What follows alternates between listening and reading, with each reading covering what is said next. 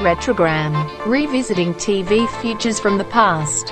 An examination of yesteryear's television science fiction, fantasy, sci-fi, horror, and superhero shows. Commencing Retrogram.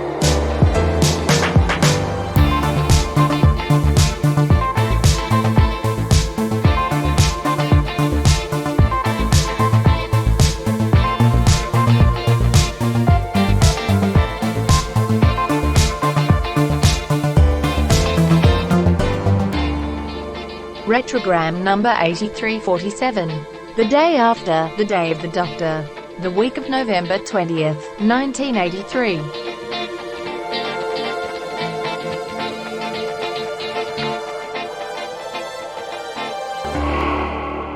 Welcome back to Retrogram, a podcast from thelogbook.com that thumbs back through the pages of TV history, glances at the corresponding pages of real history, and asks what genre TV was trying to tell us, and if the message still needs to be heard. This edition of Retrogram is just going to jump straight to the end and say, yes, the message still needs to be heard. Thanks for listening. Bye! No, seriously, we are covering some fun shows in this Retrogram, and one very, very serious one. And that serious one, in hindsight, seems like it must have seemed even more relevant at the time in light of recent world events. In the weeks leading up to the week of November 20th, 1983, we saw a cellular telephone make its first call in the hands of a paying customer, and a piece of software made its debut that would soon become known as Microsoft Word. Okay, that was the good news. The bad news in those weeks leading up to the week of November 20th, 1983, a Korean Airlines flight was shot down by Soviet pilots when it strayed into Soviet airspace, killing all aboard, including a U.S. congressman. A U.S. Marine Corps barracks and a French Army barracks, both in Beirut, were struck by suicide bombers with hundreds of fatalities. The Prime Minister of Grenada was assassinated in a military coup, prompting an invasion by American forces that drew heavy criticism from the United Nations. This was not a world at peace. Oh, and in those weeks leading up to the week covered in this show, there are two occasions where World War III could very easily have broken out. Put a pin in that, it is of some minor importance. It was trying to convince all involved to prevent World War III that was on the minds of the makers of one particular movie of the week, a movie that everyone involved fully expected to be controversial.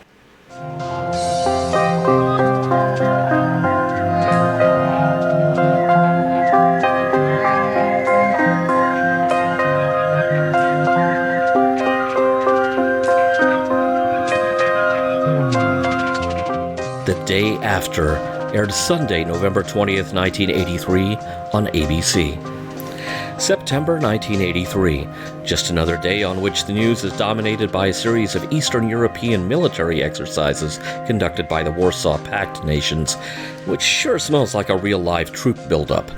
But hey, life goes on, and at Memorial General Hospital in Kansas City, Missouri, Dr. Russell Oakes is going about his business as usual, though when his daughter breaks the news that she's moving to Boston, and yes, it's because of a guy, he's apprehensive, in a dad kind of way. And now he has to go home and try to take his wife's mind off of this imminent change, especially since he is soon going to be heading west to Lawrence, Kansas, to do rounds at the University Hospital there. In Harrisonville, southeast of Kansas City, a young couple, Bruce and Denise, are days away from walking down the aisle, and the bride-to-be's father doesn't really approve of the groom. Between these two places, an Air Force helicopter drops off 3 airmen at a fenced-in house that conceals the control room for a nearby underground missile silo, all of it trying hard to look inconspicuous in the rural American heartland.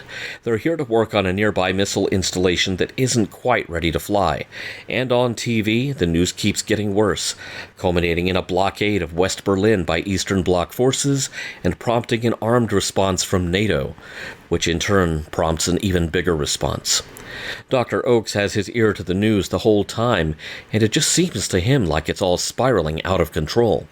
As students, including pre-med student Stephen Klein, line up to register for their classes at the university in Lawrence, just as many students are watching the news and floating their own theories, some wildly misinformed, as to what will go down.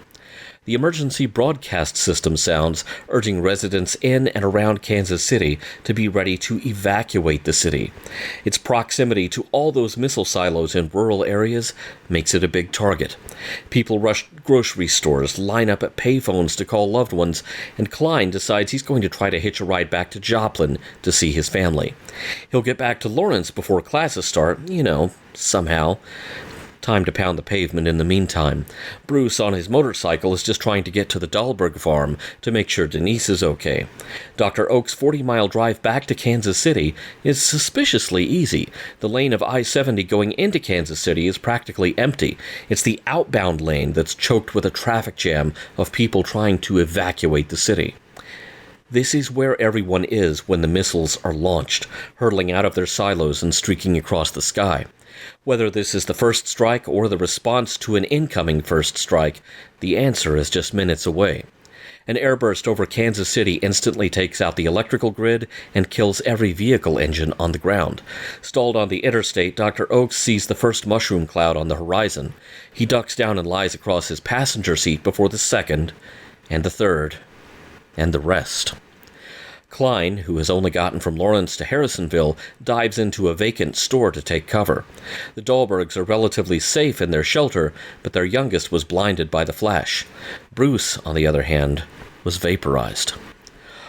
On foot, Oakes staggers 30 miles into Lawrence in a daze, exposed to radioactive fallout the entire time. The university hospital is overstuffed not just with its existing patients, but with new injuries and people simply seeking shelter. Elsewhere at the university, a science teacher named Huxley gets an amateur radio transmitter set up and tries to call the outside world, but he's only able to reach the hospital building. When Oakes inquires about sending uninjured people to the campus to take shelter, Huxley warns him that it's still far too dangerous. More injured from surrounding areas pour into the hospital until Oakes recommends jamming the doors shut. Days pass. Stephen Klein wanders onto the Dahlbergs' property looking for shelter, and they reluctantly take him in.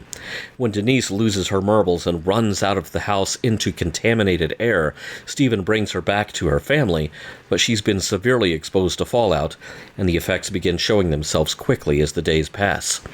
Stephen offers to take Denise and the Dahlbergs' son to the hospital in Lawrence, resorting to a horse-drawn wagon to make the trip. Huxley and his students listen as the president finally makes a statement over the radio, but his promises of help to the survivors and his entreaties to their loyalty during the country's attempts to rebuild ring more than a bit hollow. At the hospital, triages have become hospices.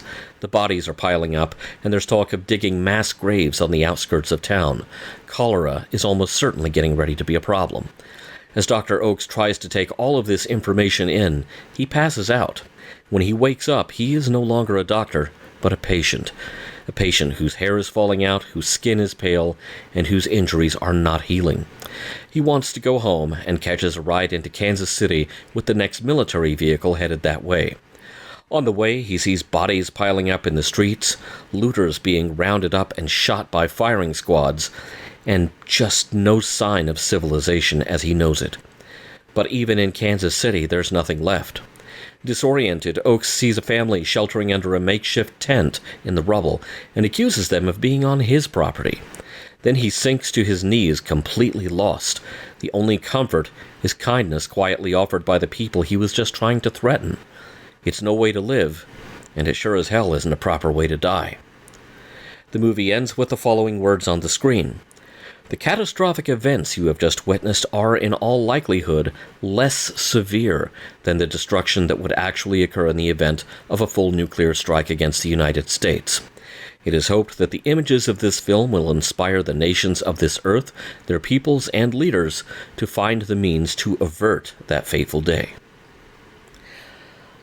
I left out whole scads of subplots, because quite a few of the characters in the first hour of the day after, the people whose hopes and dreams we're getting up to speed on, are indiscriminately incinerated when the bombs start dropping. And that's probably a wise decision to jolt the audience out of the complacency of sitting through the first hour's tangle of threads of family drama. There is such a tendency to think that the major characters are safe, and since these are the people whose stories are being foregrounded, we will be following them throughout. But that's simply not the case here. Nobody is safe. The Day After was written by Edward Hume, who is the creator of such series as Cannon, The Streets of San Francisco, and Barnaby Jones. I believe he very likely got this assignment, writing this script, because he had also written the script for a TV movie of the week about the 1972 Munich Olympic massacre. And of course, The Day After was directed by Nicholas Meyer of Star Trek II: The Wrath of Khan fame. The Day After had originally been planned for a spring time slot airing over 2 nights, but the post-production process was kind of an all-out war unto itself. ABC and Nicholas Meyer disagreed mightily on the length and the content, and Meyer finally convinced them the story would be most effective if it was told in a single night, and he felt the script had a little too much padding as it was. Even once this was approved and filmed, there were endless battles with network censors who were saying, "You can't show that, you can't say that," with possibly the most ridiculous case of this being their objections to dialogue hinting at Denise having a birth control diaphragm.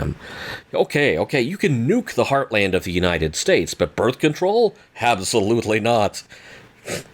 During production, the Department of Defense would only lend its support if the script made it very clear that the Soviets launched their nukes first, something which was not in the script at all and something which Nicholas Meyer flat out refused to do. Ironically, this puts Nick in some very good Star Trek company. Just as a sidebar, Gene Roddenberry's first series, The Lieutenant, which ran from 1963 through 64, also lost its cooperation from the military toward the end of its run over an episode dealing with civil rights and racism, of all things. Speaking of Star Trek connections, Nick Meyer was not ABC's first choice to direct The Day After.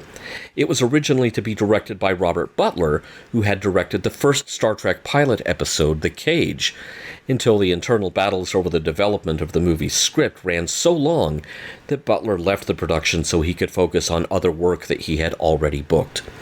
Meyer came to The Day After immediately after he finished Star Trek II, and he was in actuality the 4th director approached by ABC to take on this project. Also, all of the makeup, including the radiation burn makeup, was created by Michael Westmore. Jeff East, who plays Bruce, was also young Clark Kent in Superman. IMDb has quite an extensive list of people who appear without credit on screen, ranging from Wayne Knight to tennis great Arthur Ashe as a newscaster, to my pal and host of the Trek Files podcast, Larry Nemechek, as one of the students in Lawrence watching the missiles launch. Even among the people who were credited, you got names like John Lithgow and Stephen Furst taking on relatively small roles because they knew the message of the movie was of vital importance. One person Nicholas Meyer brought onto the project who he had just worked with on Star Trek II was Bibi Besh, who is forever known to Star Trek audiences as Carol Marcus. As Mrs. Dahlberg, she doesn't have much to do in this movie except housework and preparations for Denise's wedding, but I think she also turns in the most powerful performance in the whole movie in just a matter of a couple of seconds. When the missiles are launching and everyone is aware that missiles will be incoming as well, she's upstairs making the bed. When her husband tries to grab her arm to lead her into the basement with the rest of the family, she gives him this almighty shove away and tries to stay on task, leaving him with no choice but to grab her with both arms and haul her downstairs. And she lets out something between a scream and a roar, which the closed captioning just shows as "No!" exclamation point. But that doesn't even begin to do it justice. It's like the realization that nothing is ever going to be the same is just being torn out of her gut. And I'd argue that this one moment, that one performance, that's where the movie is politely putting you on notice that civilized society as you know it is about to cease to exist. I mean, what kind of direction do you give an actor to pull something like that out of them? It's just amazing. If all you know her for is Carol Marcus, this is a shock to the system. You may be asking yourself if this edition of Retrogram is truly covering all of the shows that aired during this week, and aside from some daily syndicated episodes of He-Man and the Masters of the Universe, it is. But what about Knight Rider and Manimal, you ask? Manimal was already in ratings trouble and had been yanked off the schedule for November to prevent it from harming the ratings of other shows during November sweeps. Yikes. Knight Rider, which NBC aired on Sunday nights, took the week off, very likely to keep it from being nuked in the ratings by the day after. ABC had been running a promotional campaign months ahead of time for the day after, and had happily allowed all sorts of rumors to swirl about how violent or controversial it would be. After all, that just keeps people talking about the day after ahead of time, which means those people will probably be tuning in to watch it. And history shows us that a lot of people were indeed talking about the day after. I try to flag down instances in Retrogram of shows that were inspired by or affected by historical events, but the day after is an example of a show that turned around and affected history in its own way. A videotape of the day after was sent to President Reagan, and he watched the tape at Camp David on Columbus Day 1983, over a month before it was broadcast. Here's an excerpt from Reagan's diary on October 10, 1983, as archived on the Reagan Foundation website. Columbus Day. In the morning at Camp D, I ran the tape of the movie ABC is running on the air November 20th. It's called The Day After. It has Lawrence, Kansas wiped out in a nuclear war with Russia. It's powerfully done, all $7 million worth. It's very effective and left me greatly depressed. So far, they haven't sold any of the 25 spot ads scheduled, and I can see why. Whether it will be of help to the anti-nukes or not, I can't say. My own reaction was one of our having to do all we can to have a deterrent and to see that there is never a nuclear war. The Joint Chiefs of Staff also got to watch it ahead of time. A friend of Nicholas Meyer's who worked in the government was present for this screening and later told Meyer, this time quoted by Meyer in Empire magazine, quote, "If you wanted to draw blood, you did it. Those guys sat there like they were turned to stone." In Reagan's autobiography, An American Life, he directly attributed the day after with affecting his decision to sign the Intermediate Range Nuclear Forces Treaty with Soviet Premier Mikhail Gorbachev in 1987. Also in 1987, the day after was shown on television in the Soviet Union. I don't wish to oversimplify things, especially in a here and now in which the United States, indeed the entire Western world, and Russia are once again squinting at each other like they're in spaghetti western, but at least for a decent chunk of our lifetimes, the day after might have helped to save the world. At least for a while. You remember that Intermediate Range Nuclear Forces Treaty? Both the US and Russia withdrew from that treaty in 2019. I guess it's time for everybody to watch this damn thing again.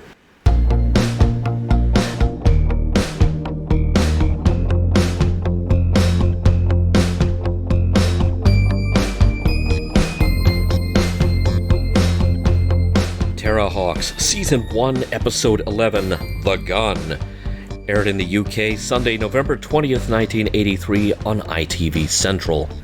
The story so far: the year is 2020. Never mind that whole pandemic thing. Earth has even worse problems. Zelda and her twisted family are trying to take over the Earth by unleashing monstrous aliens and robotic cubes on an unwitting human populace. They've already taken over a Mars colony and are using that as the base to launch constant attacks on Earth. The only thing standing between Earth and total domination? The Terrahawks, a top-secret group of alien fighters operating from a hidden base in South America dubbed the Hawk's Nest. Each with their own unique abilities and vehicles and an army of spherical robot soldiers called Zeroids. The Terrahawks, led by Dr. Tiger Neinstein, battle Zelda and her invaders to protect Earth. And it's all filmed in super macromation and Hudson color. The Gun. Youngstar has devised a way to daisy-chain the cubes, Zelda's equivalent of the Zeroids, to form a powerful weapon. The more cubes he connects, the more powerful the weapon. Zelda decides to put the weapon into use immediately, launching a ship to intercept an Earth transport and smuggle some cubes aboard. On Earth, Dr. Tiger Neinstein grows annoyed that every Zeroid has a different voice and a different accent. Some sound Scottish, and some just stutter. He orders Zero to re-voice every Zeroid so they all sound the same. In orbit, Hero is the first to spot the incoming cargo transport ship arriving way off course and sounds the alarm. The decision is made to destroy the cargo ship, regardless of the value of the raw metal ore on board. The cubes eject themselves before the ship goes down in flames. Dr. Neinstein is assured that no living thing could have survived the crash, while the cubes, once night falls, assemble themselves into Youngstar's weapon. The next day, the Terrahawks gather as Kate Kestrel records her next pop song, and Dr. Neinstein gets an earful about his revoicing order has caused more problems than it's worth. Next, Dr. Neinstein gets a video call from Johnson, the head of the American Space Agency, who's still fuming about the cargo ship that was shot down. When Johnson says the cleanup could get dicey, Neinstein has a revelation. Dicey? Dice. Cubes! The cargo ship was used to smuggle Zelda's cubes onto Earth. Mobilize all Terrahawks to the site of a hydroelectric dam near the crashed site of the cargo ship. It's an obvious target for the cubes, and when Hawkeye figures out that the cubes are using their accumulated power to power their weapon, he is able to disrupt their daisy chain, causing a power feedback that destroys all the cubes. Zelda's plan has once again been thwarted, and Kate Kestrel once again sings a song. The end. The credits say this one was written by Koo Garstein. Once again, this is Tony Barwick writing the script under a silly pen name. Now, I could do a whole hour show picking apart the complicated issue of accents across the UK, and which accents have been allowed a voice in popular media down through the years. This has changed over time and has become a bit less of a sticking point. But at the time Terrahawks was being made and shown, regional accents were still being heard by some people's ears as signifiers of class or intelligence, the good old British class system finding another way to rear its head. If you grew up like I did in the 70s and 80s, what you heard a lot of on British TV was what is called a received pronunciation accent, or RP for short, also known as the Queen's English. Even actors who did hail from a part of the UK that had a unique accent were trained to speak in RP accents because it would make them more employable. If you did hear a character sounding conspicuously Scottish or Welsh or Northern or Scouse, it was usually shorthand for that character being stupid or dodgy or similarly not on the level as all the fine middle-class white Londoners that people thought TV should be about.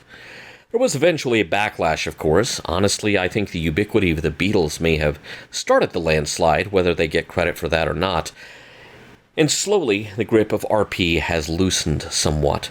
Though I really think you have to qualify that with somewhat, because ask yourself this.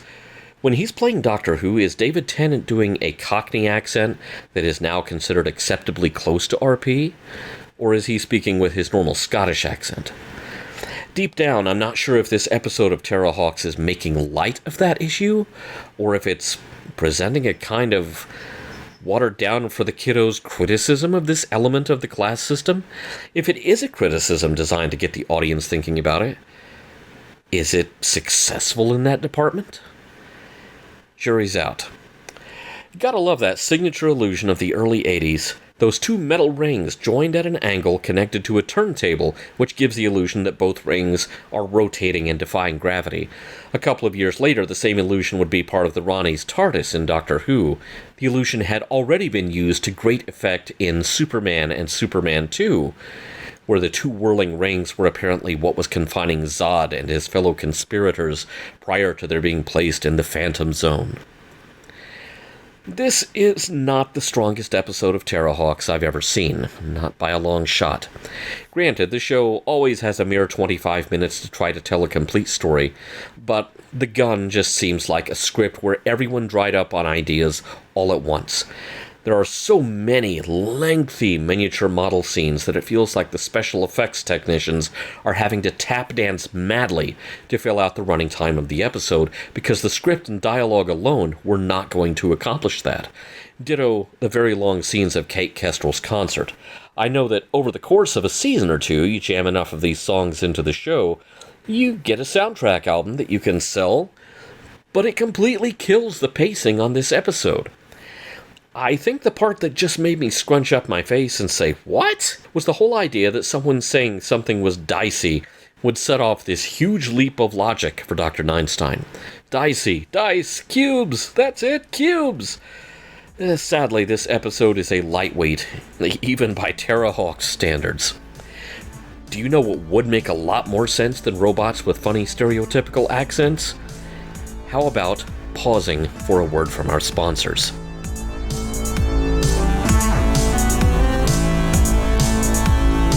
Ashley Thomas is the nerdy blogger. Ashley has a master's degree in literature and language, as well as a decade's worth of experience in writing for web publications. If you're looking for someone to assist you with copy for your website, blog posts, email campaigns, web store, social media management, or assistance with search engine optimization, Ashley's your gal. Ashley also spends her time writing about film, television, and comic books, contributing to such sites as fangirlish.com and popcultureretrorama.com. You can learn more about Ashley and the work she does at nerdyblogging.wordpress.com, where you can contact her for more information about her writing services. The Nerdy Blogger is proud to be a supporter of thelogbook.com and its podcasts.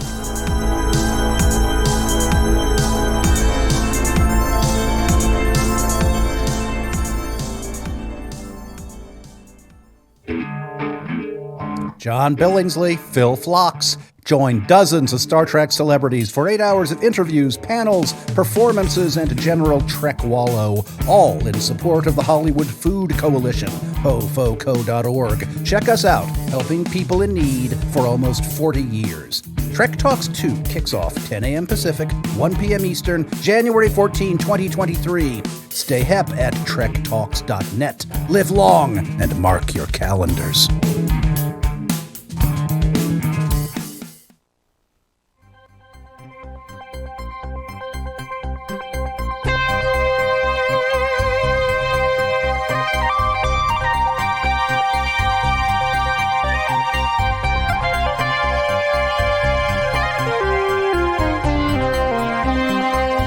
Doctor Who, The Five Doctors.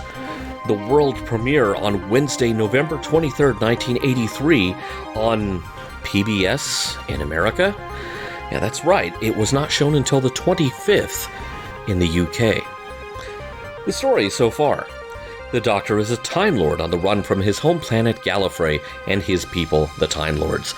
He stole a TARDIS, a time machine bigger on the inside than out, and wanders the universe with his usually human companions, righting wrongs, occasionally defending Earth from alien invasions at various points along the history of the human race, and trying to defeat evil wherever he finds it. His current sidekicks in the TARDIS are Tegan, an Australian airplane stewardess who stumbled into the TARDIS in 1981, thinking it was an actual police call box, and Turlo, a young man possibly of alien origin, who was stranded on Earth in a boarding school, who was recently discovered to have been working for a powerful evil entity whose employ he chose to leave in order to spare the Doctor's life. The Five Doctors. Welcome to the Eye of Orion. It's a planet, apparently, and one with abandoned ruins, and it happens to be one of the most relaxing places in the universe. The Doctor, Tegan, and Turlo are taking a bit of time off from saving all of reality, and soaking up the downtime. The Doctor has even taken the time to upgrade the TARDIS console. But of course, because we can't have nice things, cut to a sinister, dimly lit control room where someone with black gloves, blinky lights, and a very futuristic trackball is peeking in on the Doctor's past incarnations on a screen.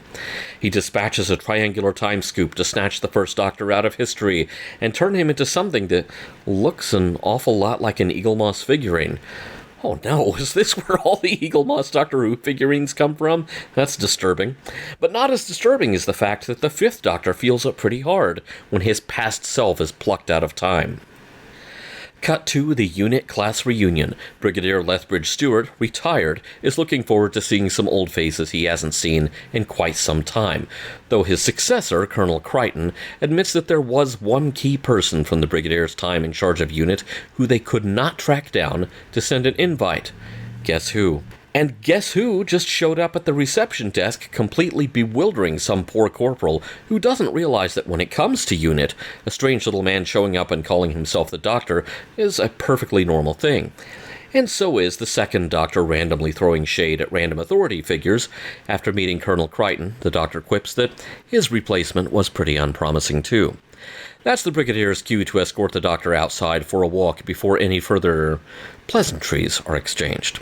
Once the Doctor and the Brigadier are outside, the triangular time scoop appears in the air again.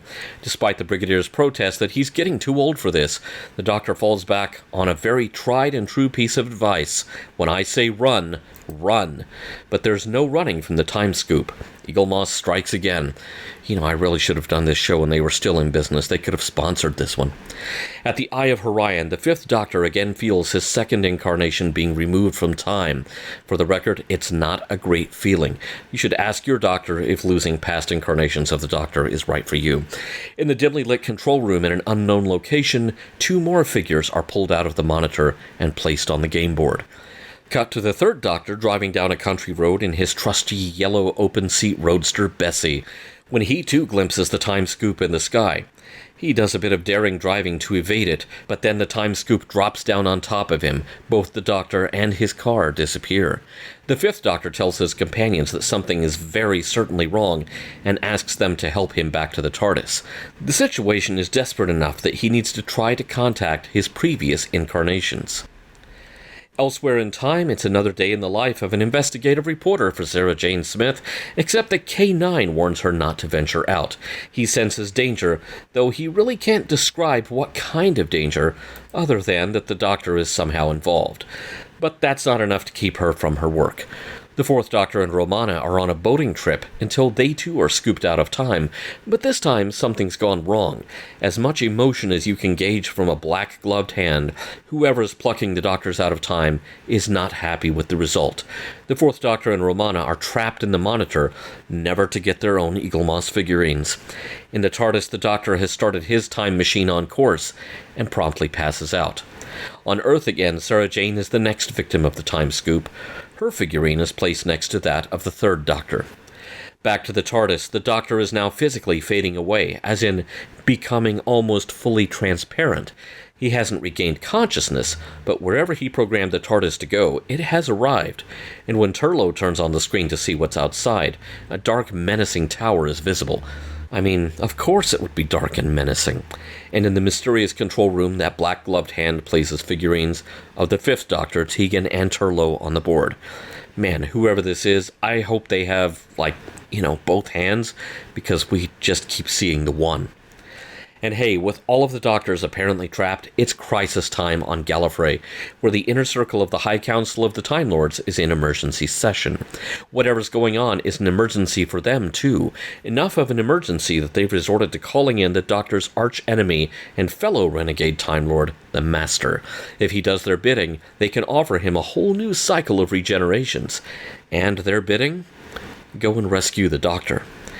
And the Doctor may need rescuing. The first Doctor finds himself in a maze of weird, angular, mirrored corridors, trapped with his granddaughter Susan, now all grown up. And there's a Dalek in there with them, which the Doctor tricks into blasting a hole through the walls of the maze and exterminating itself in the process. Beyond the maze lies the same dark tower, which the Doctor immediately recognizes as the Tower of Rassilon, something found only in a place called the Death Zone on Gallifrey. The Death Zone is also the topic of the Time Lord's briefing for the Master's benefit. Dormant since the end of Gallifrey's violent past, the Death Zone is now active again, draining Gallifrey's power source. When the High Council tried to seek the Doctor's help, his trail through time and space, all of his trails, led to the Death Zone and abruptly ended. The Death Zone is also where we catch up with the second Doctor and the Brigadier, who narrowly escape a Cyberman or two, and the third Doctor, in his car, who rescues Sarah Jane when she drops out of nowhere. Elsewhere in the Death Zone, the first Doctor and Susan discover the TARDIS and go inside to find the fifth Doctor and friends. They devise a plan. The fifth Doctor, Susan, and Tegan will go to the Tower of Rassilon, while the first Doctor and Turlough stay in the TARDIS. The Time Lord High Council gives the Master credentials to prove that he's working for them, and they send him into the Death Zone. The Master first encounters the third Doctor and Sarah, but even upon presenting his credentials, he finds the Doctor unwilling to trust him. When laser beams start shooting out of the sky, that would seem to confirm the Doctor's suspicions, and he and Sarah drive off, at least for a little bit, until one of the lasers strikes the car, leaving them to make their way to the Tower of Rassilon on foot.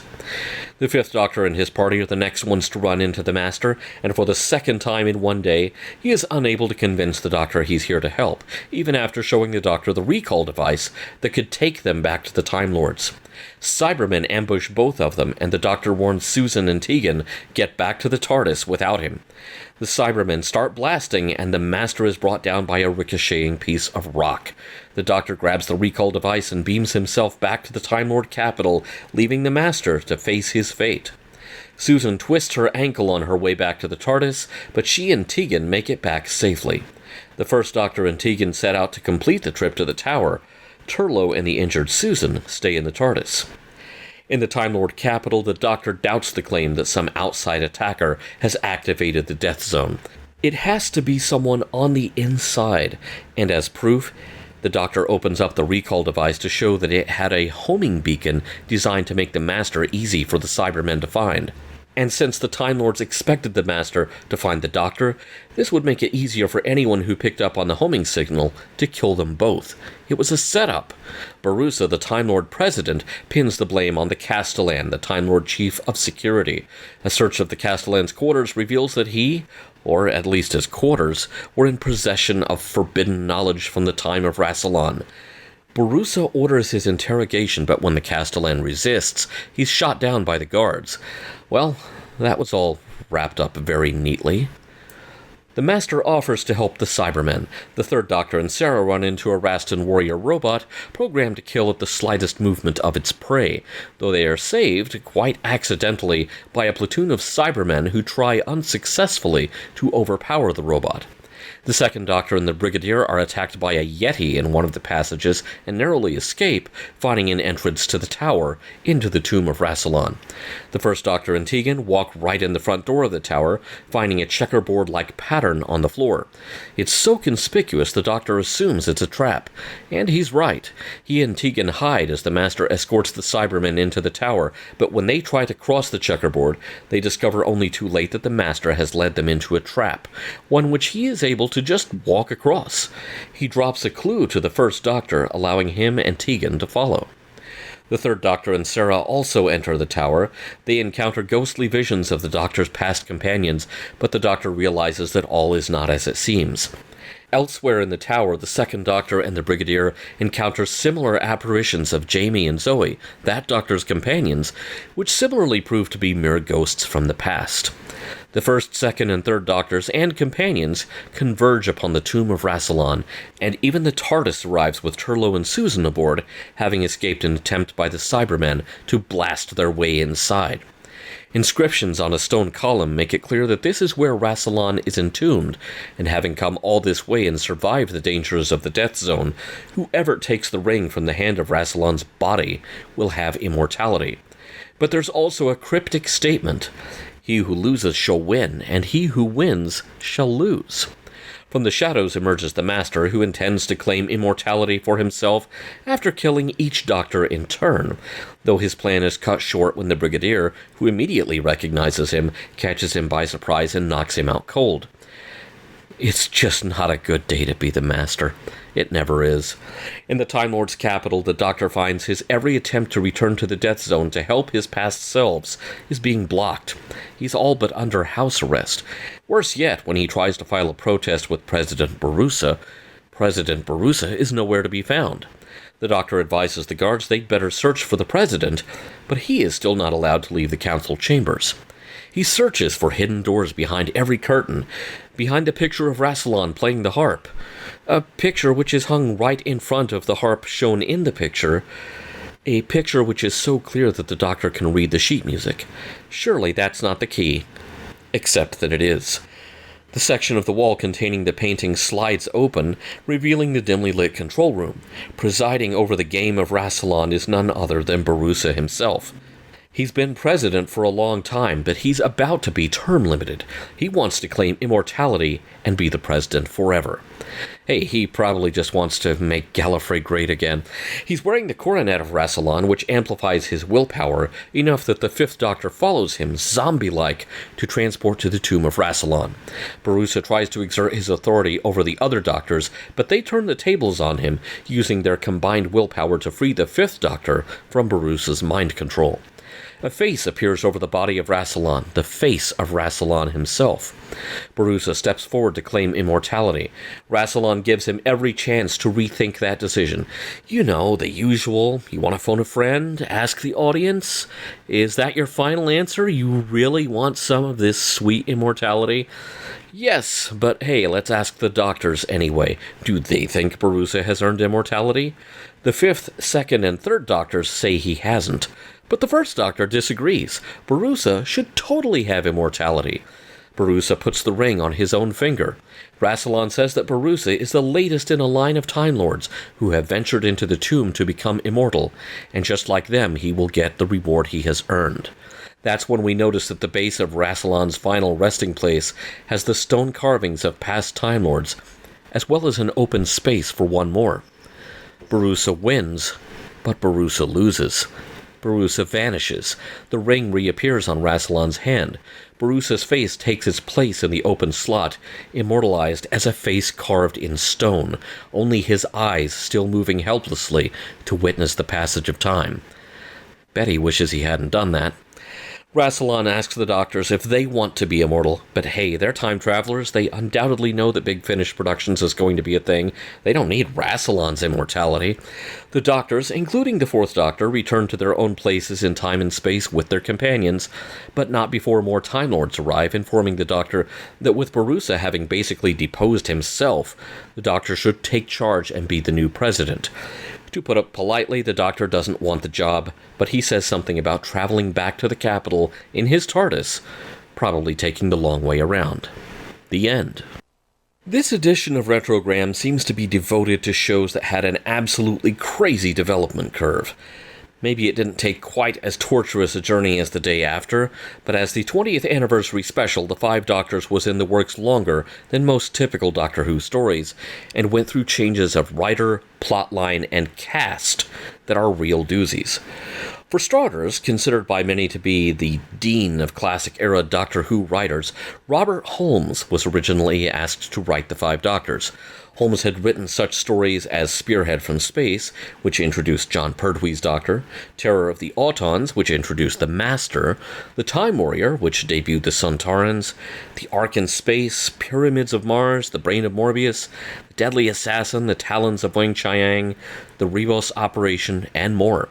He would eventually return to Doctor Who to write Peter Davison's farewell story, The Caves of Androzani, and a handful of Colin Baker episodes prior to Robert's death in 1986. Holmes' original idea was called The Six Doctors, and it involved, take note of this if you've been paying attention to the Jodie Whittaker era, the Cybermen controlling a robot clone of the First Doctor to help them collect genetic material from the Doctor to incorporate into cyber technology, giving Cybermen the ability to regenerate. Does that sound familiar? And it would also have run cover for why the First Doctor didn't seem quite like the First Doctor, which we'll get into that in a moment. When the current producer, John Nathan Turner, outlined which elements and characters he wanted included in the story, in addition to Holmes' Cyberman plot, Holmes kind of threw his hands in the air and said he couldn't tell a coherent story and satisfy that whole laundry list. Into that breach stepped Terrence Dicks, who started from scratch with The Five Doctors. One item on John Nathan Turner's laundry list was the inclusion of actor Richard Hurndall to replace William Hartnell as the First Doctor. Hartnell died in 1975, so the story would either have to omit the Doctor's first incarnation altogether, or recast him. JNT had seen Hurndall play a guest role in a 1981 episode of Blake's Seven, ironically enough, in which he wore a wig that reminded the producer of Hartnell's wig. Since The Five Doctors is now running up on 40 years old, there are now decades of criticism, not all of it fair, leveled at Richard Hurndall's interpretation of the First Doctor. But let's stop to consider that. Home video was in its infancy at the time, so there were not a bunch of Doctor Who VHS tapes of Hartnell's performances that could be referred to. Even within the BBC, many of Hartnell's episodes were still lost at this point. The 80s would really be the beginning of many of those episodes being returned to the archives from foreign broadcasters that had been sitting on film copies since the 60s. Keep in mind that at the beginning of the 80s, the entirety of the first Dalek story, all 7 episodes, were thought to be gone forever. there was not an abundance of reference material for Mr. Hurndall to absorb. And bear in mind, the original idea was he wouldn't be the first Doctor, he would be kind of a fake first Doctor.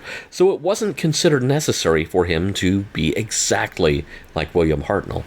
To be honest, from 1983 to this very day, I don't think he did a bad job at all. For virtually every American fan, this was our first exposure to the first Doctor. We didn't see Hartnell until after we'd seen Hurndall. I don't find the performance distracting from the story, or what the story is supposed to be. But your mileage may vary. The Terrance Dicks script for the Five Doctors didn't originally send Peter Davison to the Time Lord capital to deal with Borusa and the High Council. In the original script, it was Tom Baker who got to return to the Time Lords to tell them once again how embarrassingly corrupt they were. But then Tom Baker decided he didn't want to appear. He had only just recently left the show and felt he was already fighting uphill typecasting battles after 7 years as the Doctor. He politely but firmly declined to take part in the 20th anniversary special. Terrance Dicks rewrote his script to send the 5th Doctor to deal with the Time Lords. But how do you celebrate 20 years of Doctor Who without the actor who had spent the longest time in the role? The answer lies in an entire other Doctor Who story, one which never finished filming and as such was not ever broadcast. In 1979, the season-ending 6-part story Shada, written by Douglas Adams of Hitchhiker's Guide to the Galaxy fame, had its studio shooting brought to a halt by a strike of the Studio Technicians Union. More than 2/3 of this 6-part story were in the can, and the rest could easily have been finished, except the BBC upper management decided to leave the union with a black eye as a parting gift, so they cancelled all the shows interrupted by the strike, and then very publicly blamed that on the unions. But all of Shada's location footage, and about half of its studio footage, were already in the vaults, and none of it had been seen by the public. So John Nathan Turner went through that footage from Shada and selected a few scenes to edit into the Five Doctors. By the way, Tom Baker's last-minute antics didn't just affect the script, but the infamous publicity photo shoot. He was supposed to appear with the other Doctors in costume for the publicity photos, but JNT, having a sneaking suspicion that Baker might once again back out with little to no notice, arranged to have Tom Baker's wax figure for Madame Tussauds on hand as a stand-in. And as it turns out, Tom was a no-show for the photo shoot, so they did wind up using the wax figure. There are some infamous outtakes from the photo shoot with some of the other Doctors, John Pertwee in particular, making fun of his absent successor. But hey, that's what you get for missing an all-hands meeting. Other actors who had to drop out at the last minute were Fraser Hines as Jamie, whose appearance was dropped down to a small cameo as an illusion of Jamie.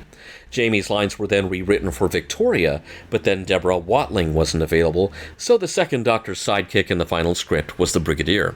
A cameo was written for William Russell's Ian Chesterton, companion of the first Doctor, but he was otherwise engaged, so his return to Doctor Who on television would have to wait until 2022. Also asked to take part, but unavailable for professional reasons, Katie Manning as Jo Grant, Ian Marter as Harry Sullivan, Louise Jameson as Leela, and also for other than professional reasons, Lola Ward wasn't going to work with Tom Baker again so soon after their recent divorce, so Romana was not in the script. Until Tom Baker withdrew, and suddenly, thanks to the Shada footage, Romana was in the show after all. By the way, prior to becoming the show's producer, John Nathan Turner was the production unit manager for that 1979 season, so he was very well versed with what was in the can as far as Shada footage. One thing that the Five Doctors did do, however, was make sure the audience knew that the one-off spin-off special K9 and Company was official, since the K9 we see here is the one given to Sarah Jane Smith in that special from the end of 1981. Of course, here's the thing. As I'm recording this podcast, we are a year or so away from the 60th anniversary special.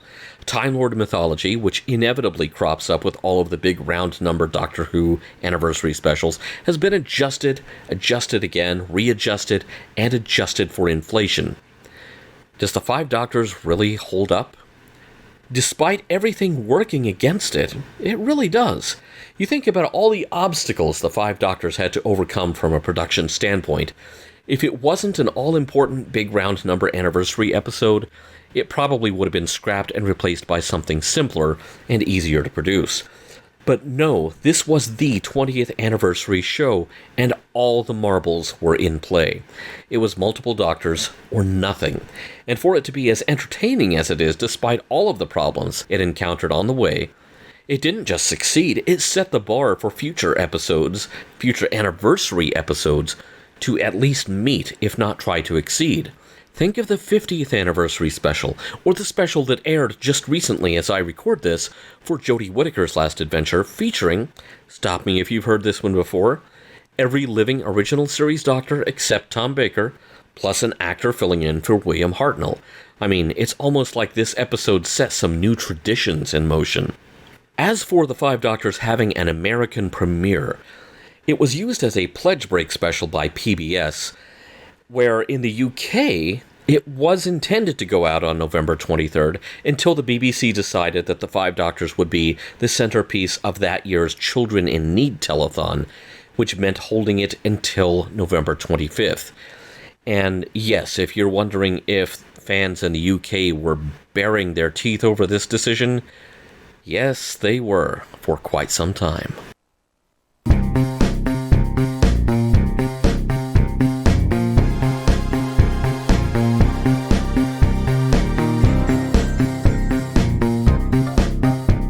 Dungeons & Dragons, also Season 1, also Episode 11, The Box, aired Saturday morning, November 26, 1983, on CBS.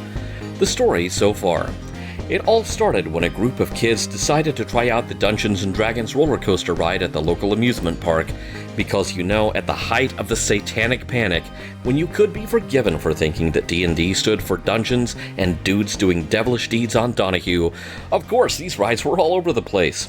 But this one sends them into an alternate dimension where they're surrounded by real creatures from Dungeons & Dragons, and they are helped by the Dungeon Master, a diminutive wizard who gives them the armor and weapons and character class best suited to them. But hot on their trail is Venger, a warrior imbued with the power of evil, and now they're just trying to survive long enough to find a way home alive. The Box. Eric the Cavalier stinks. No, I mean he really stinks. An encounter with a creature that's somewhere between a skunk and a chicken has left Eric with just a bit of an odor. He's standing around in his underwear while waiting for his clothes to dry out after a wash, but since he's in the world of Dungeons & Dragons, there's not really any detergent or washing machines, so everything for miles around can probably smell him right now in his underwear. Awkward. As if that's not enough, there's an earthquake powerful enough to open a rift in the ground. Hank falls in and is briefly knocked out. When his friends climb into the rift to help him, Bobby finds a locked treasure chest. Eric is eager to open it, but everyone seems to think that may not be the best idea. And, by the way, everyone else includes Dungeon Master, who appears out of nowhere with a warning. The box contains great danger, something of great value, and yet it also contains nothing. He calls it Xandora's box, after the sorceress who left it here. The box can only be opened safely in the shadow of Skull Mountain at high noon, and the Dungeon Master says terrible things will happen if it's opened anywhere else. He leaves them with a strange map, and just like that, Dungeon Master is gone. The kids hoist the box out of the rift, noting that it's really heavy for a box that supposedly contains nothing, and they start the day-long journey to Skull Mountain. They're almost immediately attacked by upright frog-like creatures who look a little bit like Lovecraft's Deep Ones. The kids are outnumbered fast, and the frog dudes pry the box open, and, I think the frog dudes missed that whole safety talk about taking it to Skull Mountain first. 3 of the creatures climb into the box to bring out the treasure, and Eric slams the lid shut on them. When the lid is opened again, there's no sign of the creatures. There's no sign of anything in there. The box is empty. Diana realizes that the map given to them by Dungeon Master shows that if opened in various locales, the box can be used to travel to other dimensions. Perhaps even the one the kids call home. They reach the base of Skull Mountain, which is kind of like Mount Rushmore, except that whoever carved a bunch of heads into the top of the mountain forgot to carve, faces made of skin. That's funny, it didn't take as long as the map said. The shadow of the skulls falls on the base of the mountain. Time to open the chest. It contains a stairway leading down into darkness. Everyone except Eric and Presto descend the stairs until they reach what looks like a giant chessboard with an elaborate clock in the middle of it.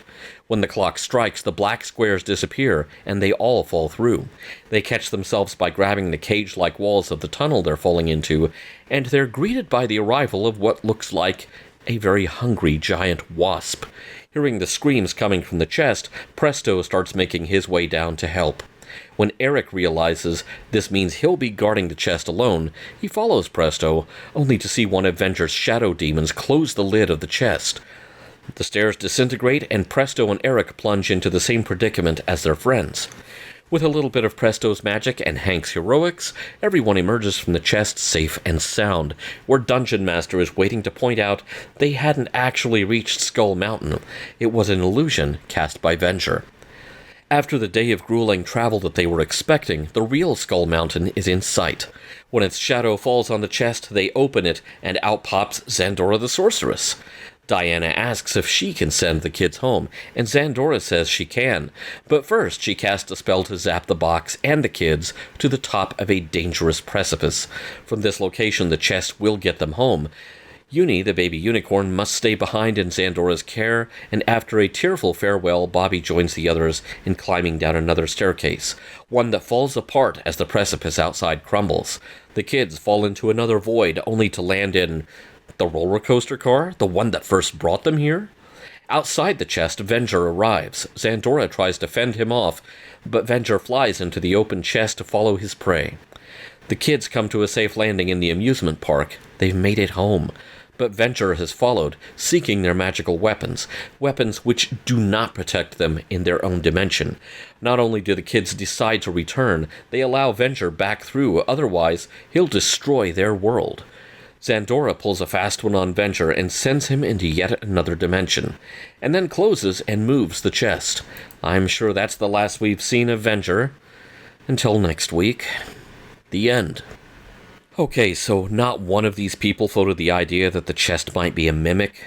Y'all haven't been playing Dungeons & Dragons very long, have you? From a production standpoint, Dungeons & Dragons was a Marvel production, and for years after it ran on CBS, it was part of syndicated programming blocks like the Marvel Action Universe. Let's call that the MAU for short. Or not. It had an afterlife that few other shows of its era did, even as the age of the DVD was dawning. The animation itself was actually produced by the animation department of Toei Studios. Toei Animation made inroads into the American market in the late 60s by producing the animation for the Rankin and Bass TV series based on Smokey the Bear, though their primary stock in trade was international hits originally produced for Japanese broadcasters, such as Space Pirate Captain Harlock, Galaxy Express 999, Transformers, Dragon Ball Z, and Sailor Moon. If the animation of Dungeons & Dragons has a bit of an anime flavor to it, you're not wrong, and that's why. The 80s really was Toei's busiest decade for handling animation outsourced from the Western world. You've also seen their work in such shows as Spider-Man and His Amazing Friends, Strawberry Shortcake, G.I. Joe, My Little Pony, Jem and the Holograms, Teenage Mutant Ninja Turtles, and The Real Ghostbusters. The episode was written by Jeffrey Scott, a veteran Super Friends writer who also wrote the scripts for most of the Pac-Man animated series that was still on the air on ABC at this time. He also wrote episodes of Spider-Woman, Plastic Man, Captain Caveman, Thundar the Barbarian, 8 other episodes of Dungeons & Dragons, Captain N the Game Master, Muppet Babies, James Bond Jr., Teenage Mutant Ninja Turtles, The Adventures of Sonic the Hedgehog, and Mega Man. And he does live action too. He also wrote installments of The Powers of Matthew Starr and Mr. Merlin as well. But most of his work, which continues to the present day, is in animation. So, was the Satanic Panic really a factor in the TV series? The Satanic Panic, of course, is that period of the late 70s and early 80s coinciding with the rise of Dungeons & Dragons' popularity as a paper and dice role-playing game, during which overwrought religious fundamentalists repeatedly insisted, to Phil Donahue or any other daytime talk show host who would listen, that with its emphasis on combat against demons, its use of magic, and so on, D&D must almost certainly be a conduit ready to take kids on their own roller coaster ride into the world of Satan worship. Or maybe it was Satin, or some guy named Stan. I forget, it's all a jumble, and not much of it made sense in the first place. This movement brought us such entertainment as the miserable TV movie of the week, Rona Jaffe's Mazes and Monsters, and had a lot of our moms raising an eyebrow when we said we wanted to go to the mall and get a 4-sided die, an 8-sided die, a 10-sided die, a 12-sided die, a 20-sided die, and some pewter miniatures, and go play games with our friends. I mean, how harmful could that be? One pressure group wanted each episode to be accompanied by ominous on-screen warnings that Dungeons & Dragons has led people to die horribly. But hey, now that we've told you that, here's the cartoon version. All I know is a bunch of my friends and I used to get together to play D&D and Rifts, and occasionally a game that used the rulebooks of both the Star Trek and Doctor Who role-playing games by FASA, and we had fun. I never once saw anyone shout at, with, or even near the devil, who, oddly enough, never even showed up. I don't think he even rolled a character. What a loser. His mom probably objected on moral grounds. He could have scored so many free Cheetos. Now notice how just after the earthquake hits, Eric is suddenly fully dressed again, and not only does he reek from head to toe, dude can get suited up super fast. I'm impressed and repulsed at the same time. When they are going down the stairway, one of the characters says, "It feels like we're walking into the Twilight Zone." It's an interesting footnote. The Twilight Zone, at this point, is at least 20 years in the past. The earlier episodes even further in the past. The Twilight Zone is now a reference that you can sneak into a kids' show and the audience just gets it with no further explanation. Now, any time this series threatened to send the kids home, they always fell victim to the Gilligan exemption. You know, the series will keep going, so the kids will wind up right back where they started, with the status quo of the show restored, just in case the episodes are rerun in a different order. Anytime you have a show that would cease to exist if you undid that status quo, the Gilligan exemption kicks in, whether you're Land of the Lost or Star Trek Voyager. It's an immutable law of the pre-1990s television universe, so everybody stays in the dimension of Dungeons & Dragons, where they can contemplate the fact that Xandora looks kind of disturbingly like Dungeon Master in drag. But it's interesting how the Gilligan exemption is triggered here, out of a sense of personal responsibility to their world as a whole. Hank realizes that if their weapons don't work anymore and they're powerless to fight Venger, Venger will destroy everything that they are hoping to return to. The only answer is to lead Venger back into the fantasy land he came from, even if it means this attempt to return home is a bust. Not everyone is on board with Hank's noble sacrifice. The only thing that gets Eric back into the roller coaster is, well, let's be charitable and call it enlightened self-interest. But even if it's just to save his own skin, he does go back with the others. If only people in the real world would approach, wearing a mask to slow the spread of an infectious disease, or voting with that same sense of duty to all the other people around them, wouldn't that be neat?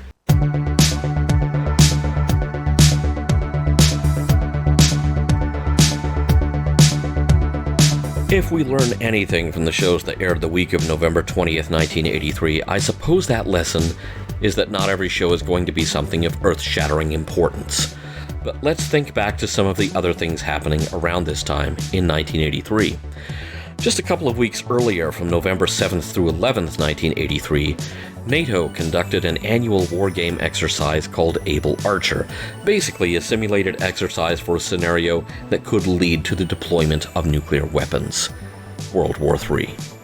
Soviet intelligence had just enough feelers out there to know that something was up, and some of the more paranoid personalities in the Soviet leadership began to float the idea that the wargames were cover for launching an actual war. Interesting plot idea. As was often the case, new procedures and new technologies were being tested by the NATO forces, and not being familiar with these, the Soviets actually put some of their air forces on high alert and put live nukes on their planes in case it was the real deal. Only when Able Archer 83 ended on November 11th did they breathe a sigh of relief. Some historians in both countries have retroactively claimed that it's silly that a couple of weeks before kids were watching Terrahawks and Dungeons and Dragons, the world stood at the brink of nuclear war. But it was only in March of 1983 that President Reagan and his speechwriter coined the phrase evil empire to describe the Soviets, which, really doesn't seem to leave a lot of wiggle room open to friendly relations. And let's not forget that it had only been on September 26th of 1983 that Soviet Air Defense Force Colonel Stanislav Petrov had listened to his gut when the Soviets' automatic missile detection system incorrectly registered missile launches from the U.S. when nothing had been launched. According to the system, a handful of missiles had been launched, something which from a tactical and strategic standpoint made absolutely no sense. Petrov did not order a retaliatory strike, and in so doing, declined an invitation to the end of the world. He knew that was the kind of party that didn't allow you to bring a +1. When you push that button, everyone's going, whether they have other plans or not. Or to put it simply, we were one Stanislav Petrov away from never even seeing The Day After or The Five Doctors. It almost all ended right there. You'd think that with the help of The Day After, we would have learned. And yet, here we are, back again, like the Cold War never ended. So in 39 years, we've learned, checking, not a damn thing. So really, the only question left is, do we have better TV shows to distract us now? Or were the shows better in 1983? Talk amongst yourselves to figure that one out.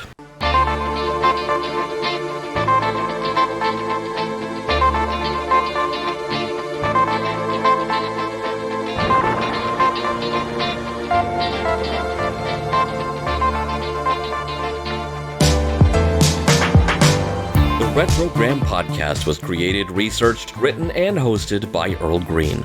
The show's theme music was composed and performed by Jazar and licensed under Creative Commons. You can find his work at betterwithmusic.com and at freemusicarchive.org. Additional music was by Andrew Howes and DZ, also licensed under Creative Commons. If you have that nagging feeling that you've been forgetting to do something before the nukes drop, that probably means you've been forgetting to sign up as one of the Logbook's Patreon supporters. Lucky you, there's still time. Even if you can only pitch in a little bit, even that little bit helps keep thelogbook.com and thelogbook.media and all of the related podcasts and videocasts going. You could be like Philip and Kevin and Ferg and Darwin and Cindy and IC Robots and Paul and Mark and Charles and Ashley and sign up as a patron at patreon.com/thelogbook.